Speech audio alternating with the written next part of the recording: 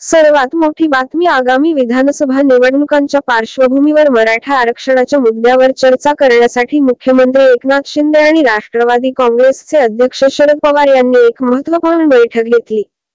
या बैठकीत मराठा समाजाच्या आरक्षणाबाबत आणि ओबीसी नेत्यांनी केलेल्या मागण्यांवर चर्चा करण्यात आली। विधानसभेआधी जातीय तेढ निर्माण होऊ नये यासाठी मुख्यमंत्री एकनाथ शिंदे यांनी पुढाकार घेतला आहे। मराठा आरक्षणाच्या मुद्द्यावर शरद पवार आणि मुख्यमंत्री एकनाथ शिंदे यांच्यात झालेल्या बैठकीत विविध मुद्द्यांवर चर्चा झाली।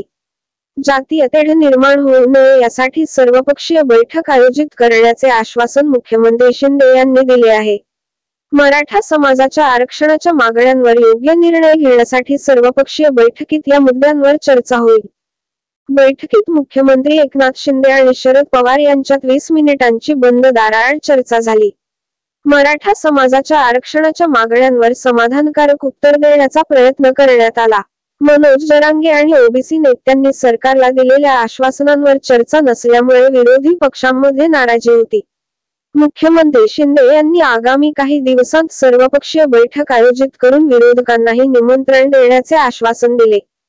मुख्यमंत्री एकनाथ शिंदे यांनी जातीय सलोखा कायम ठेवण्यासाठी सर्वपक्षीय बैठकीला हिरवा कंदील देण्याचा विचार केला आहे। शंभूराजे देसाई यांनी सांगितले की पवार साहेब आणि मुख्यमंत्री साहेबांनी घेतलेल्या बैठकीत काय चर्चा झाली हे आम्हाला माहित नाही। मागील बैठकीत काही उपस्थित नसल्यामुळे या संदर्भात यावेळी वेगळे चर्चा झाली की नाही याबाबत कल्पना नाही। मुख्यमंत्री एकनाथ शिंदे यांनी आगामी काही दिवसांत सर्वपक्षीय बैठक आयोजित करण्याचे आश्वासन दिले आहे। या बैठकीत विरोधकांनाही निमंत्रण दिले जाईल। बैठक आंतरजातीय सलोखा आणि मराठा आरक्षणाच्या मुद्द्यांवर चर्चा करण्यासाठी महत्त्वपूर्ण ठरेल।